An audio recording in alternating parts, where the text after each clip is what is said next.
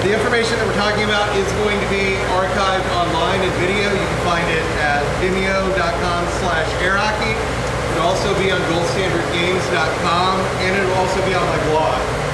So, I'm Billy Stubbs. I'm a 3-time world champion. I'm the current #1 ranked player in the sport. I've been coaching and playing air hockey for about 20 years. And I also maintain a blog where I talk about strategy and tactics for air hockey at billystubbs.wordpress.com.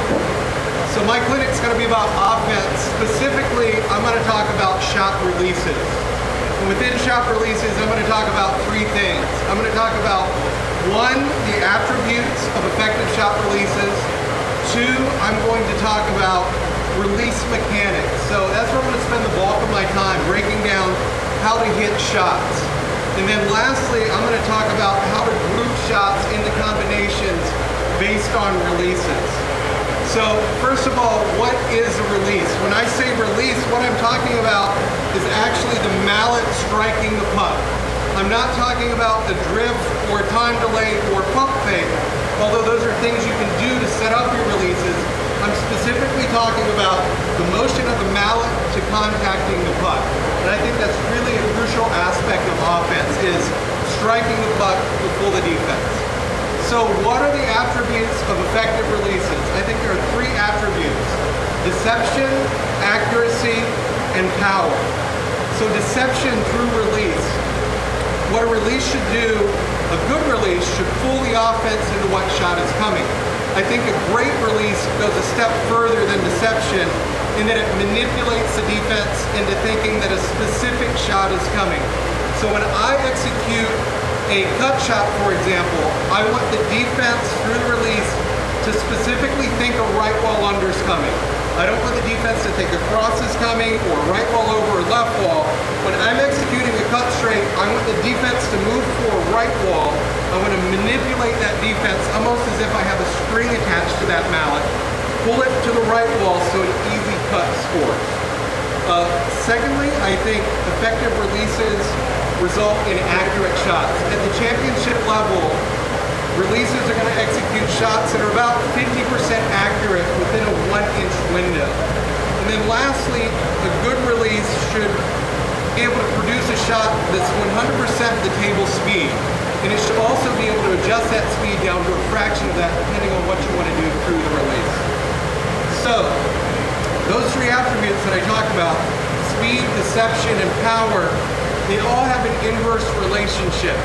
So for example, as 2 go up, 1 go down. If you want shots that are both deceptive and powerful, the accuracy is going to go down. If you want shots that are accurate and powerful, deception goes down. So there's always a give and take when you're executing your shots, and think about that as you're approaching the game.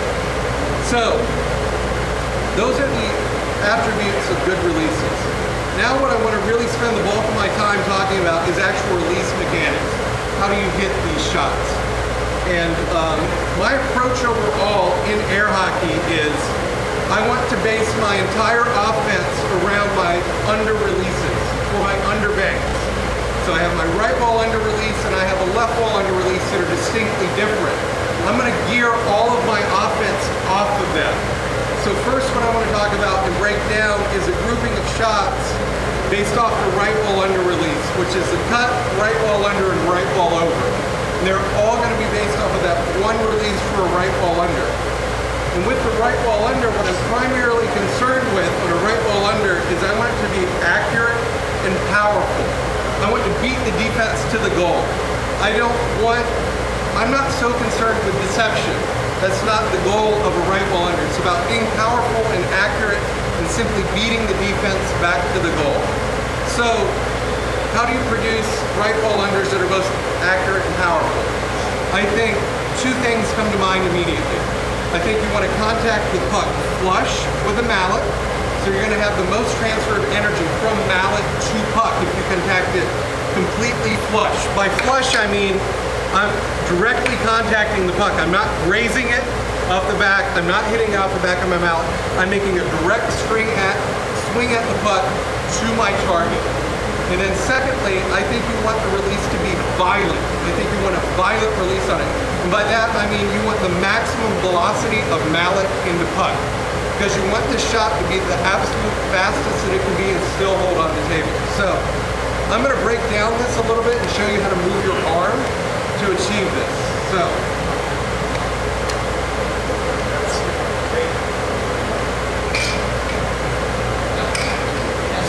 for the right wall under release and releases in general, I think of the shot in 3 ways. I think of the drawback, a coil position, and the actual release. So the drawback is I'm pulling back with my shoulder, my elbow, and my wrist because I'm going to release these things. So I pull back with my shoulder, I bend at the elbow, and I bend at the wrist. Then this position I call the coil. This is the coil position because if you think of a snake, at any time I can jump out and I can strike, okay? So you have the drawback and the coil. All 3 of these are ready to break. So in the actual release, I'm gonna lead through with my shoulder, pulling through at the tricep. Then I'm gonna break my elbow. Then lastly, I'm gonna break my wrist. So what I'm doing is I'm trying to create this violent whipping motion on the puck through these 3 things making a whipping motion. Then I'm just going to contact the puck directly for a right wall under. So I'll do a couple of those in slow-mo, then I'll do a couple in full speed so you can see what I'm talking about.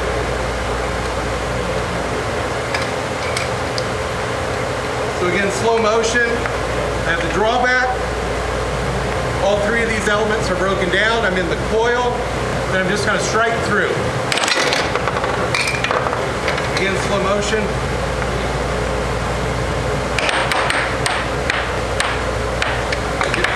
And then full speed.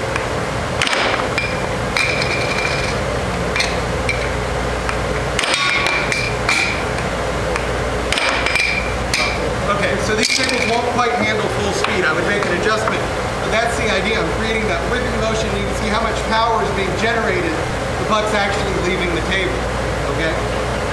So, in addition to that, those 3 basic parts of the swing, your shoulder, elbow, and wrist, I add 2 more elements to that.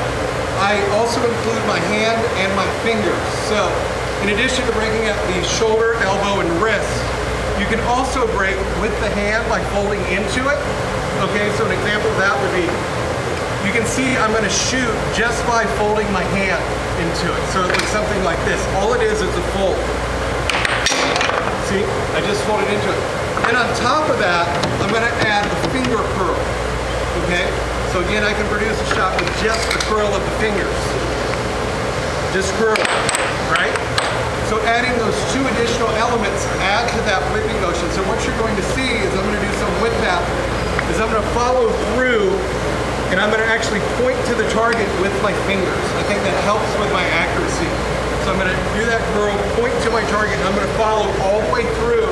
And you'll see that I end up on the rail on my shots like this with my hand cup fully extended. Right? Yeah, everything went through. Okay, so that's my right wall under release. For the cut release, it's based off of that. I want to take that same release and I want to apply it to the cut shot. So everything that I just did applied to the cut shot. With the exception for the cut shot, I'm not going to strike it directly like I did with the right wall under. I'm going to graze it off the front side of my mallet here, okay? So what that's going to do is it's going to do 2 things. One, it's going to add to the deception that it's a right wall under. And then secondly, it's going to transfer energy towards the right wall and the puck's not going to move as fast, okay? The puck not moving as quickly is a good thing on a cut shot because the defense needs time to flinch. If you hit it 100%, they simply don't have time to flinch. So that would look like this. Same motion, same whipping,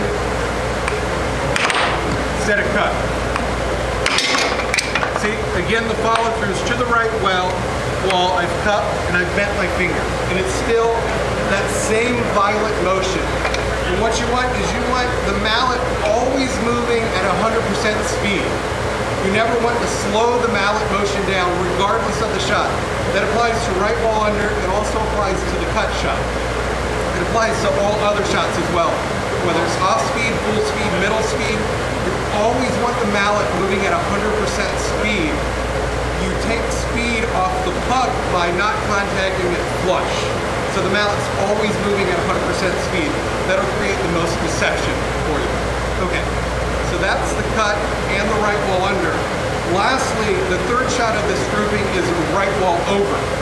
So again, I'm going to base everything off of the right wall under release, except for the right wall over, I'm going to hit this shot off the back of my mallet, okay? So that'll let me use a similar path. Can I see another cut?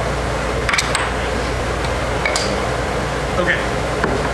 So my right wall under release was like this, my cup release was like this, my right wall over release is going to be like this, off the back of the mallet. And that off the back of the mallet here is going to be effective for two reasons as well. Actually, three. One, it's going to take the speed off the putt. And the right wall over needs to be the slowest shot in your arsenal because the defense needs to move the furthest distance. So you really want to graze this finely. Two, it's going to add to the deception because you can use the same release as your right wall under. When I hit a right wall over, I want the defense to think the right wall under is coming. And then lastly, when you contact this puck off the back of the mallet, it's going to add spin to it. And what that will allow is you can hit the puck further up on the bank. And it will spin to the goal and give you a more obtuse angle. And that's a better approach to the goal when the angle is obtuse. So that would look like this. Right? So nice. Then I'll do one where I follow through to the rim. Right? Again, I'm following through the rail off the back of the mallet. Okay? So that's a cut, right wall under, right wall over grouping. For the cross, left wall under, left wall over, it's a separate grouping, and I think of having a different release to it.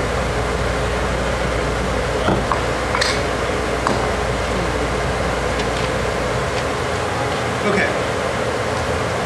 So for the cross, left wall under, left wall over, it mirrors, in a sense, the right wall under, right wall over cut. For the left wall under, left wall over cut cross grouping, I want to base everything off the left wall under release. And again, it's the same things that I talked about with the right wall under. I want that to be full speed, I want it to be violent, and I want to contact the puck completely flush.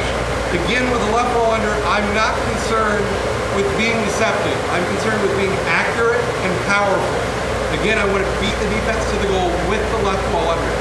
So the key difference in hitting a right wall under and left wall under is obviously the way you swing, right? So what I do to make this a little bit easier for me hitting left walls is I simply offset my body over here to the right side. If you notice when I play, I'm over on this side of the table a lot. And then sometimes I'm squared up, right?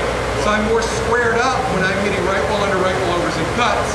I offset myself to the right side for left wall under, left wall over and crosses. I do this because I want to put my body in the most comfortable position to crank a left wall under easily.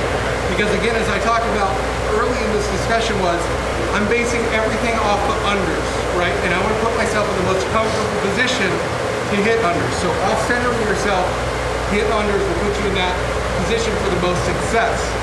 The other thing that you're going to do that you didn't do with the right wall under is you need to lead with your elbow on your left wall under. So you'll notice my elbow is out in front of me with the left wall under. It's just to ensure that I have a good path for the striking position, whereas the right wall under, my elbow's back here, right? With the left wall under, it's really out in front of me and I'm off-center, right? I'm pointed right to the left wall, okay? So I'll do a few examples of these. What this looks like, same thing. That's okay if it's flying, I just want you to see the releases. Okay, release, and you notice at the end, I ended through over here, again with the same cupping, everything. Shoulder, elbow, wrist, hand, fingers, through there. So, very similar to the cut, I'm going to have the cross mimic my under release. So, what I want to make sure of with my cross is, I position my body over here for the left wall under. I need to do the same thing for the cross, or that's going to be an easy kill for the defense. So I'm going to position my body over to the right side of the table, line up with the left wall under. I want to mirror that release of a left wall under, but I want the shot to go straight into the right side for a cross straight. And with the cross straight, I want the contact point on the back of the mallet, okay? Because my left wall under, like I was describing, I'm hitting flat directly into the left wall under. With my cross, I want that same release except off the back of the mallet. So I'm following through to the left wall, but the puck's going straight to the right side. It's going to yank that defense towards the left wall for an easy channel to score, okay? So here's what that would look like.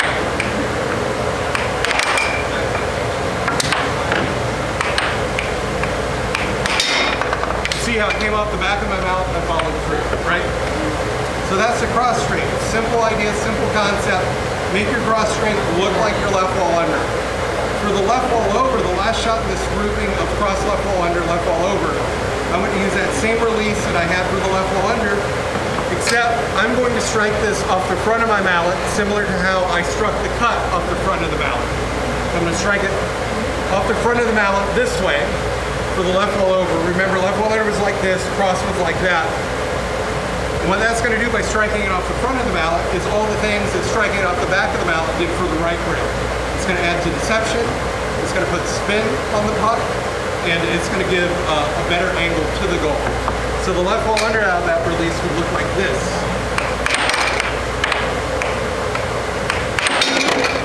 And again, I want a full release on it. That's something I see players struggle a lot with. When you start hitting off-speed shots, you're slowing your releases down. You always want the release violent and as quick as possible. Okay, so you're not tipping anything to the defense based on release speed. Does that make sense? Okay. All right. So that is the two groupings of shots, the cross right wall under, the cross left wall under, left wall over, and the cut right wall under, right wall over. And when I advocate off-centering your stance for left wall unders, that attack, and squaring up for right wall unders, a common thing that people think is, well, hey, if I'm squared up like this for my right wall under, right wall over cut, but I'm off-centered over here for my left wall under, left wall over cross, isn't that going to tip my shots?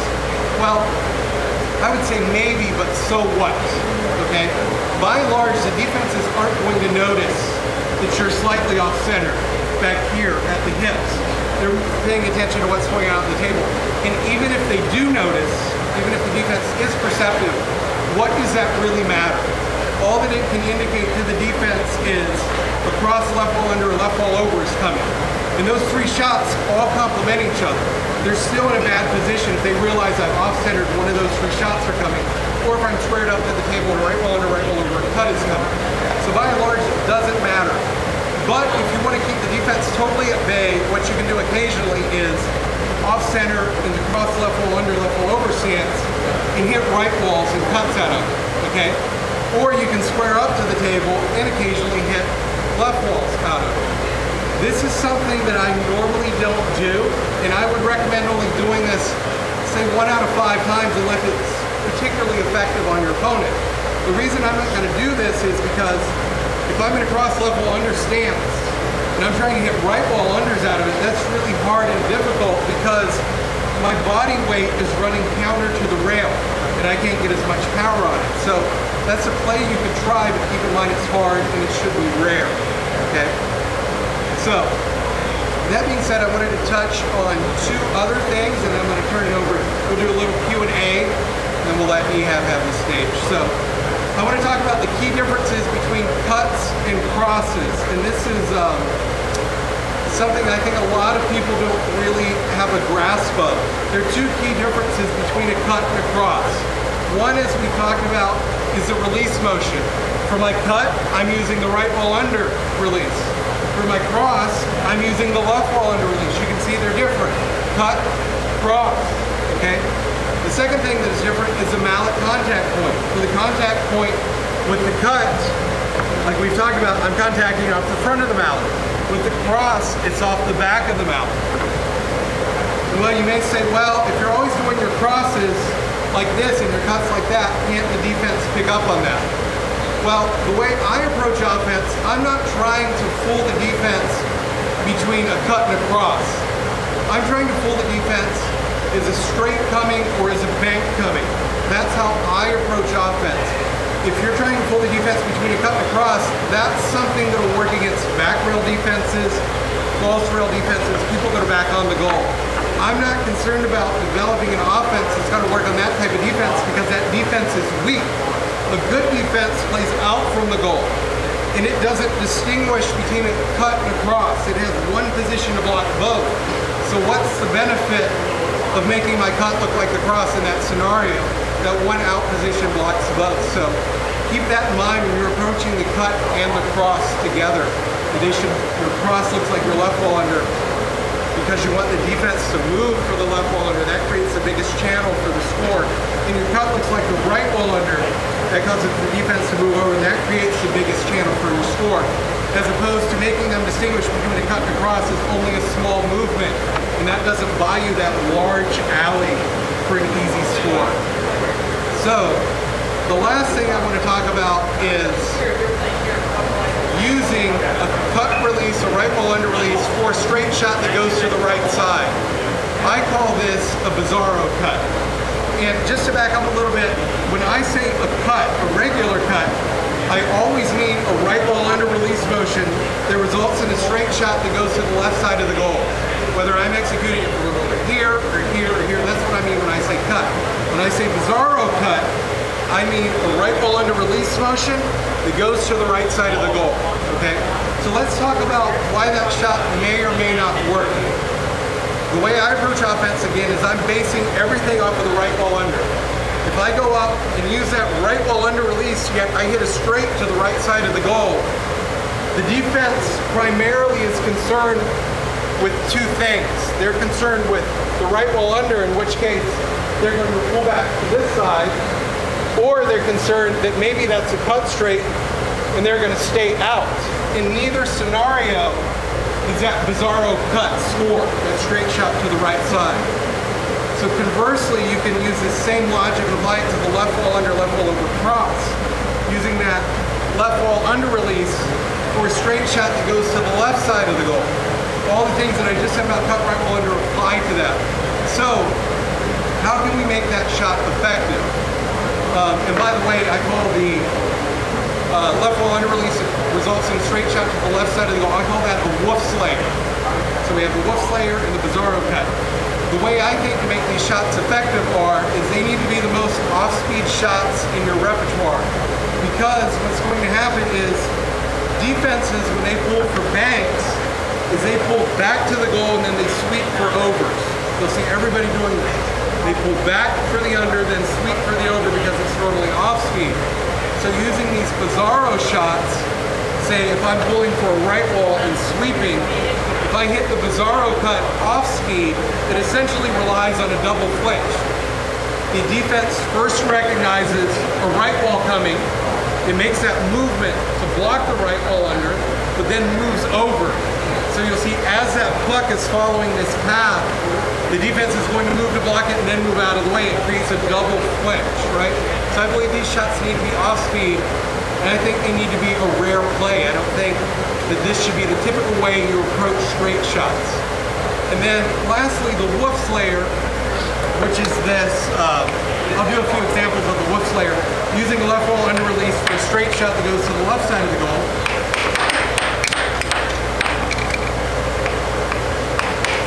Like that, so off-speed shot to the left side of the goal. I think that overall is going to be a more effective shot against a right-handed defense because I'm attacking the left side of the goal from my perspective, which is a right-hander's weak side. So you should always have that in mind. Am I playing a right-hander or left-handed player? Am I attacking their strong side or weak side? So I think overall that's a better play between the bizarro cut and the wolf slayer. So that's all that I have to say. Just to kind of recap, you want your releases to result in deception, accuracy, and power. You want to use the same release on your unders as you do with the overs and straight shots, so mirror everything off of your under releases. Keep them violent, and then think of shots in terms of combinations based on your right wall under and combinations based on your left wall under. That'll be the easiest approach to it because that'll be the easiest and best approach because your release is the most deceptive weapon you have in your arsenal. You also have pump fakes, drifts, time delays, a a lot of other things, but it's always going to come down to release as being the most deceptive thing that you have, and that's how you should logically organize shots in your mind. And then two, the second reason I would think of it like that is because it's simple. It's a simple way to think about the game. And I could give a whole clinic based on why air hockey should be simple, especially on offense. You have a big advantage in scoring. Keep everything simple and organize in your mind. Attacks around your right wall under release and attacks around your left wall under release. So, that's all that I have to say. Does anybody have any questions about what I've talked about or about anything in general? I'd be happy to answer. Yeah, but I used to always get confused on what a cut and a cross was. Right. Based on your definition, it's how it's struck, not what side of the goal is scored on, right? That's right, and that's my definition. Right. And, and it's a little different from other people, the way we talk about things in Chicago, because we're separated. But I've found that's the easiest way to think about it. It allows me the broadest vocabulary to describe things. So within a cut, there are several different cuts. Like I can have a cut from right of center, off speed, right? Or I can have a cut from left of center, full speed. See, so that gives me the most flexibility. Yeah. So I don't think everyone hits their right wall under in the same exact way. Right. Does it matter if I hit my cut so that it mimics that motion? Okay. Is that legit? Okay, so the question is, okay, so what I would say is find what's most comfortable for you to hit unders at full velocity from the center of the table. Whatever that ends up being, I think you should incorporate some of the things I talked about, but whatever that ends up being, mimic that for your cut shot and your right wall over. Same can be said to your left wall. So find what works best for you to hit that cut, the right wall under, both powerful and accurate from the center and middle of the table, then duplicate that for your cut. I have a question. You said the over should be a little more off speed. Right. Is there any advantage to hitting like really fast right wall over the left wall overs? I know some people have that in their arsenal. Sure, yeah. I think you should have them both in your arsenal, right? What I'm talking about is a general approach that'll work on most people. What you're going to find, by and large, that works against most people, even Danny Hines and Ehab, are they're going to sit on the straights for the longest time possible and then react to the banks at the last possible moment, so it should be the most off-speed. Against some players, you'll find them back further and moving quickly or against the rail, in which case a faster over may win. So it always depends on your opponent. But by and large, what I've described is going to be most successful. Okay. All right, so Ehab's going to talk about defense. Ehab's widely renowned for having the best defense of all time. He's also finished in the top 3 8 of the last 9 years, so listen to him and learn some stuff. Thanks.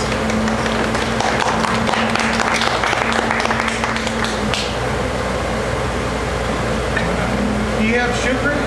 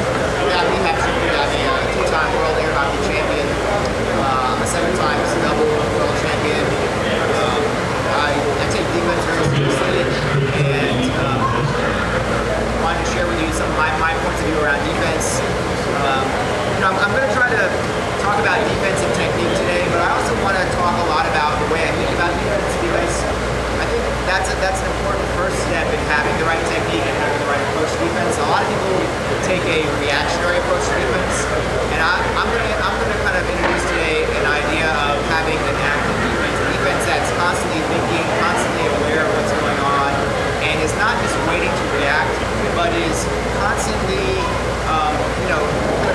analyzing the offense and analyzing the situation and making adjustments, small, minor adjustments, constantly throughout the match to try to take away their opponent's best shot. So think about that as an active defense. One of the, I handed out these cards here, so there's some, kind of ideas, philosophies that I have around defense on here. Keep in mind though that defense is a technique and it is an art that you have to practice just like offense. I think a lot of people take offense kind of in a way, and maybe just naturally in a way that I have to practice shooting a cut, or practice shooting a cross grade, or practice shooting banks, and you have to learn how to do that. But defense as well is something that you have to practice moving in the right direction. You have to practice reacting the right way. You have to practice analyzing what your opponent is doing and where they're shooting the puck from, so that you can make adjustments. So defense is also something that you need to practice and think about in that manner as well. Knowing is not enough, it's also about practicing and being disciplined in defense as well. I have this cartoon picture here on the card that says why some defenses are not effective. And it has a picture of a guy fishing and his buddy is getting eaten by a shark in the background. And I thought that was important because offenses are like sharks, right? I mean, they want to tear you apart, tear your defense apart, and leave you just kind of left there dying on the table because you got demolished by this offensive shark. But what we need to do as being good, strong defenses is be aware. Like this guy is not aware that his buddy's getting eaten by a shark. But we need to be aware as a defense what the offense is doing to us, what shots the offense is scoring on us, and what adjustments we're going to make to take those shots away. If you're not constantly thinking about all those things, then you're not playing an active, involved defense. Okay, so that's an important concept here. Qualities of a good defense: you got to be disciplined. Okay, you got to stay out there and be prepared to block straight shots. Because blocking straight shots is about making small adjustments left and right to cut off the angles of the straight shots. Okay, blocking banks is about pulling back to the right part of the goal. So you'll hear people talk a lot about a triangle defense because your movements mirror a triangle. Okay, but I'm gonna say that defense is maybe a two-triangle defense. There's two triangles. There's a small one kind of up front here, which is about 14 inches from the front of the goal.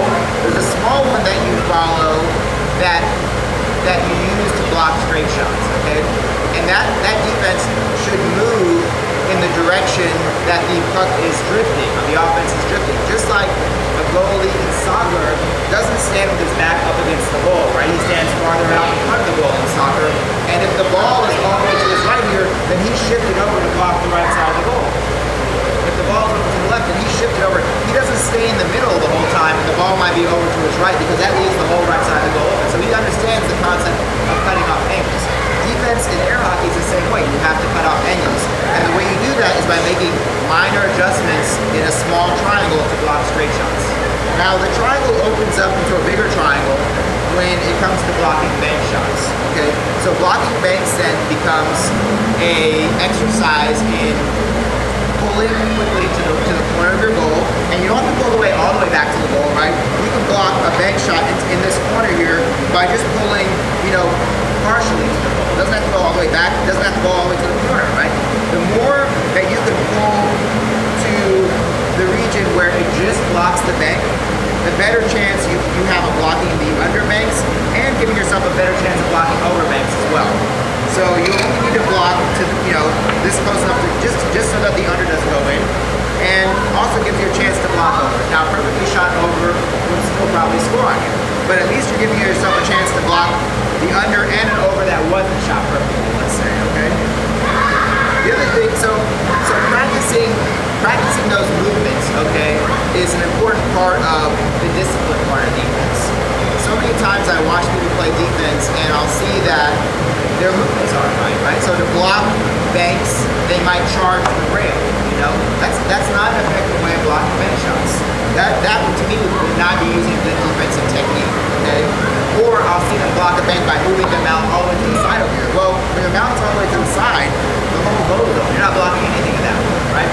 So you have to practice defense like you practice offense and become very aware of where this triangle is.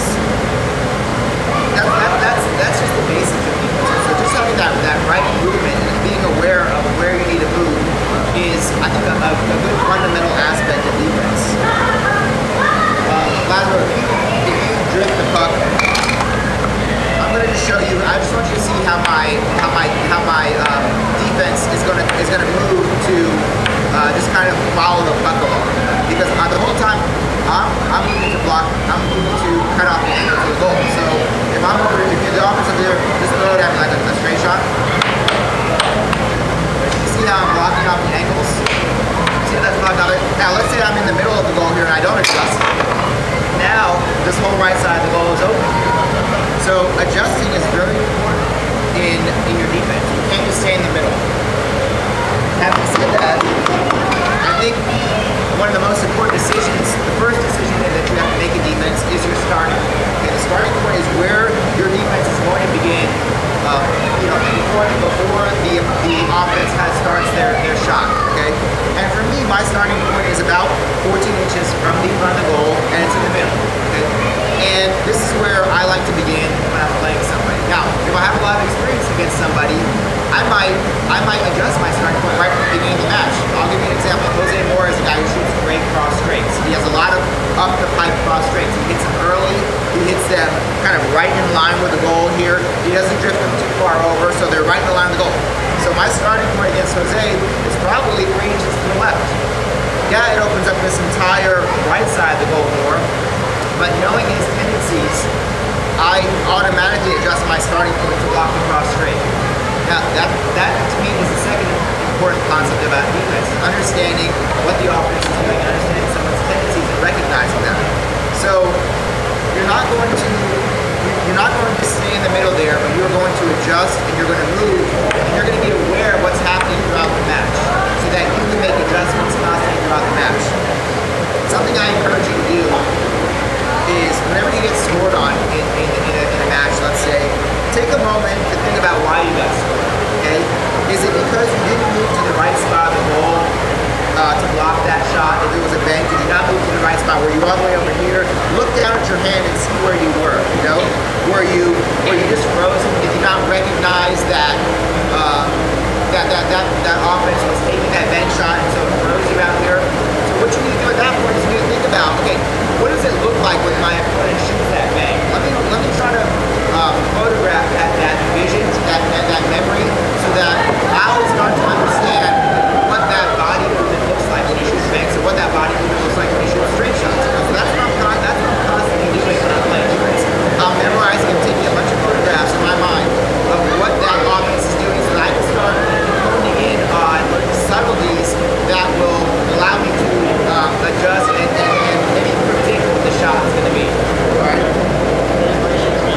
So you're reading your opponent's tendencies, and then when you get really good at defense, that's when you can start interfering, you can start charging, you can do those other things. But I really don't encourage you to start charging and interfering a whole lot until you get the fundamentals down about defense. All right.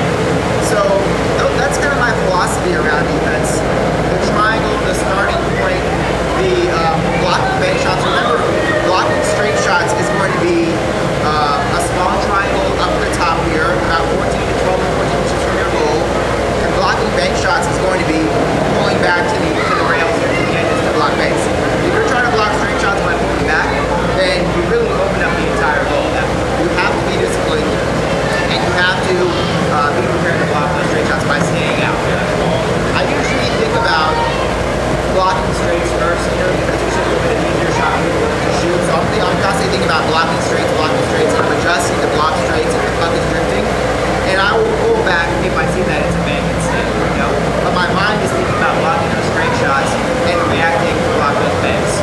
You can make yourself be better at blocking bank shots just by having good technique blocking straight shots. Okay, so if your opponent is drifting the puck over to the rail here and you followed it using your good technique to block the straight, well, you can see pull back closer to the goal now, so you're not quite as far away from the goal as you were when you were at your starting point. And if it does happen to be a bank, in this case it would be, let's say, a left wall under, you've got a shorter distance to travel to be able to block that shot. You just have to travel from here to right here, as opposed to being out here and not adjusting and having to go from this point all the way to this point right here. So just having good technique and being in a good position will set you up to block straight shots and give you a better opportunity to block the banks as well.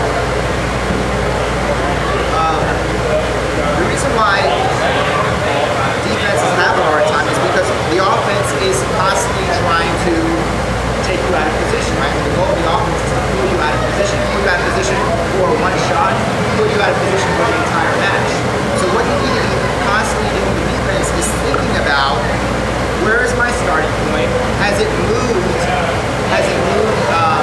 throughout the course of a match because the offense has kind of pulled me away by hitting off goals, or has caused me to start, not concentrating about my defense, and now I'm not in a good position anymore. So take the time to think about, what shots have been scoring on you, where your defense is, and what you've done to adjust to that. There really shouldn't be a reason why you're losing to one particular shot throughout an entire match if you're making adjustments. If you're making adjustments, and sometimes they have to be extreme adjustments, where if somebody's just beating you one shot over and over, let's say they're beating you with a right wall under over and over and over and over again, but you're not giving yourself a chance to win that match at all. You can't block, one particular shot. In that case, you might have to put your defense back a little bit so that you can give yourself a better chance of blocking that hundreds. And in that case, you give yourself the opportunity to block them, and then a lot of times what I find with offense is that they'll get discouraged. They'll think, oh, he's adjusted, he's blocked him, so I'm not going to shoot him anymore. I'm not going to shoot the right wall under anymore. So they stop shooting it, and then you can go back out to being at your normal defense again, because now they've taken it away, and they don't realize that they need to come back and keep shooting it over and over again, because you're going to adjust back the other way again, right? But, so take the time to pull back and adjust, and discourage that opponent. Take that steam, out of his sails, because you've taken away their best shot. Because that's ultimately what you have to do with a good defense, is take away your opponent's best shot. Right? That's what we're trying to do.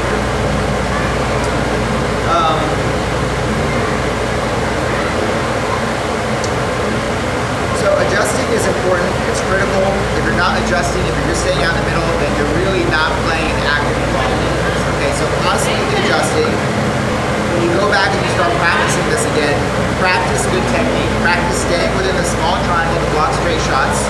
When somebody shoots a straight shot to you, make sure you didn't pull back to the middle. When somebody shoots a straight shot, if they shoot it and they hit the rail, look at your defense and say, did I stay out? Was I not cool? Was I disciplined? Make sure you're not pulling back and you're not out of position. And if you were out of position, then next time you need to make an adjustment. That next time they shoot that shot, so that you can block it in the future. There's no reason why you can't stop the shot eventually throughout a match. Okay? If you're adjusting and you're constantly thinking and you're present in the game, you can block any shot throughout a match. It just takes those small adjustments. I have this last card here called crossing the line. These are the things that I think are really what sets a defense apart from, a world-class defense apart from just kind of an average defense. And a lot of those things comes down to your positioning and understanding the angles of the game. So your position really is critical. Where your mallet is on the table, if you're following the puck as it's drifting, if you're thinking the whole match about what shots have scored on you. Let's say you just lost a game and you stop and you take a moment and say, okay, what 7 shots scored on you that game? Okay, it might be 5 cut shots, a right wall under, and a right wall over. In that case, you need to go into that next game thinking about, how am I going to take away that cut shot that scored on me 5 times? I'm not going to let him do that again to me this game. I'm going to adjust this next game. So making an adjustment, it might be adjusting your starting point to block off that cut. It might be thinking to yourself, well, has my opponent shot across straight on me at all? Is he capable of shooting across straight? Some people are weaker on some shots than others, right? If he's not capable of shooting a good cross straight on you, then why block that side of the goal? There's no reason to block that side of the goal.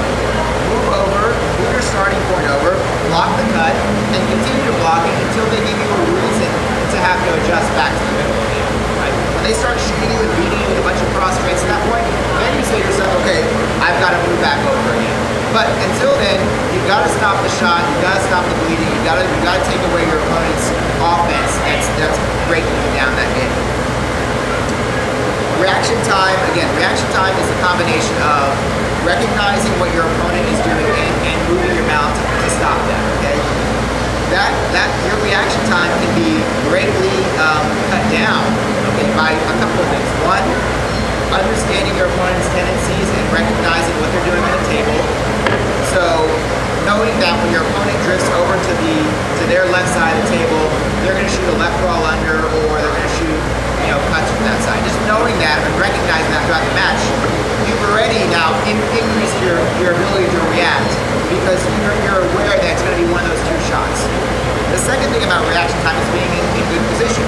So now when you've adjusted because the puck is drifted to that side of the table, you also put yourself in a better position. You don't have to jump to try to react to something. You're in good position already. So if it ends up being a left ball under, then you're close enough to the goal to be able to block it. You're already kind of part of the way there. If it ends up being a straight shot, then you're also there as well. So you don't have to move here and block the straight. You're already in position to block the straight. So that's where adjusting and positioning becomes very important. Mental toughness is one of the most important parts about defense because getting scored on can be very can be defeating, especially getting scored on over and over again by the same shot. But you have to remember that every time you're on defense, it's an opportunity to take away that shot from your opponent. And there's no reason why you can't make an adjustment this time that takes that shot away. Just because you got a shot scored on you 5 times before that doesn't mean it's going to score a 6th time as long as you make the right adjustment. And you can do that. You can adjust, you can pull back, you can pull to the side, you can do whatever you need to do to recognize that you're going to take away your opponent's best shot at that moment. And that's where the mental toughness comes into play, both to help you not feel defeated, help you feel like you can overcome this offense, and to help you make the right adjustment. That's where the mental toughness comes into play because it's tough committing to moving your defense over. So many times we want to stay against the goal, or we want to stay in the middle, or we want to not commit to moving over. But committing is exactly what you have to do with defense. You have to commit to moving and adjusting to be able to cut off those angles that your opponent is shooting. And then, I think reading, reacting, all that comes in time and practice, making the right movements, practicing the right movements in defense, just like you practice the right movements in offense, practice the right movements in defense, and eventually you'll become disciplined, just like you're disciplined to be able to know what it feels like to shoot a right wall under or shoot a cut. You'll know what it feels like to block a cut or block a right wall under because you will have practiced it so much.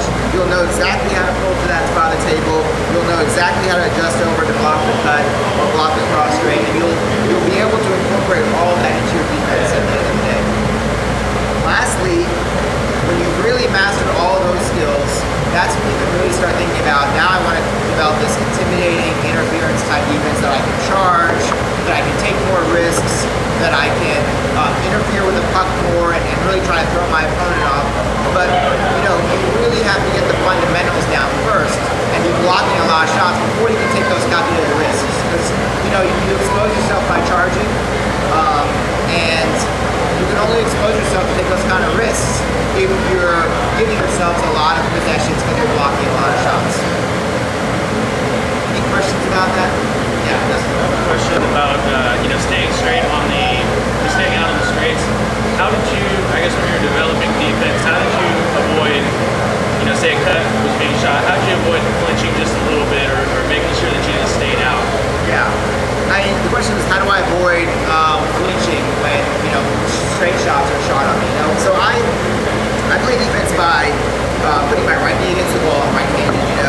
I try to keep my body centered over kind of the middle of my body here, and which for me helps me because I'm not leaning too far back where I feel like I have to, I'm too close to the goal, and I'm not leaning too far forward where I'm over my mallet and I'm trying to, I'm uncomfortable. I really stay centered, and it helps me to kind of be relaxed and kind of stay in line with the straight shots. But ultimately after that, it becomes a lot of practicing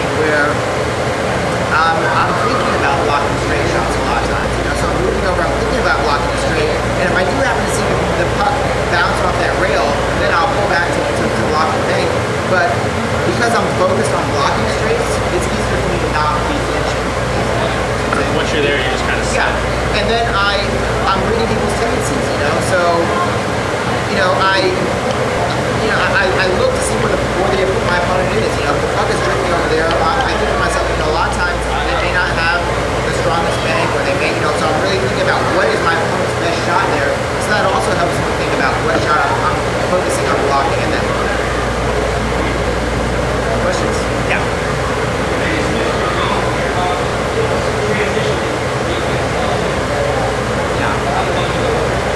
The question is, how do you transition from defense to offense? So, I transition a couple of ways. One, I transition my body, right? Because on defense, I've got my right knee against the goal. On offense, I've got my whole body kind of more against the goal. So that to me is kind of my mental cue that I'm transitioning my body from defense to offense. The more you practice defense, the more you're comfortable with it, the easier it will become to go right back into your stance and defense. So, as soon as I shoot the puck and I may not score, I don't score in the offense, my opponent has the puck, I transition right back into my defensive mode because I know what it feels like, I know where my starting point is, I know what my body needs to feel like. So all those things are programmed, conditioned, so that I can move from my left leg up to being offense to my left leg back to being defense. And that's kind of how I make the defensive transition from offense to defense. I mean, I'm always ready to go back to defensive mode at any time. I don't ever let up defensively in my mind. My opponent is drifting the puck and it looks like they're just kind of setting up, or they're getting they're getting their movement back in order. I'm on defense ready to go. I'm not mentally taking a break, waiting for them to drift that puck up and shoot at me. I'm ready to go at all times. I'm never letting up on defense in my mind. Another question. Yeah. Do you have any tips on reaching out and snagging pucks? Or playing that kind of interference? If they're hitting off balls, just to reach out there and kind of tap into where it kind of throws them off a little bit. Yeah, I think that also has to do. You have to really be good at kind of reading your opponent. Reading their tendencies. When I play certain players, I know that they like to hit a lot of off balls. They'll do 2 or 3 in a row. You'll see people get into patterns. Well, as soon as they do one, my mind is saying to myself, okay, they're going to that off ball mode. I'm immediately ready to lunge out and get that second one. I'm not going to let them get 2 or 3 or 4 or 5 on me. I'm gonna stop that. So even if I don't get it, it at least gets my opponent thinking to myself, okay, he knows what I'm doing here, and he's scared to hit that off goal again because I might get it that next time. And that's where you can start intimidating your defense. Do you think it's better to try to snag that puck, or try to throw something back at them with the charge? Or It's kind of hard to hit it back, when it's coming so fast to get behind it and hit something. So just interfere with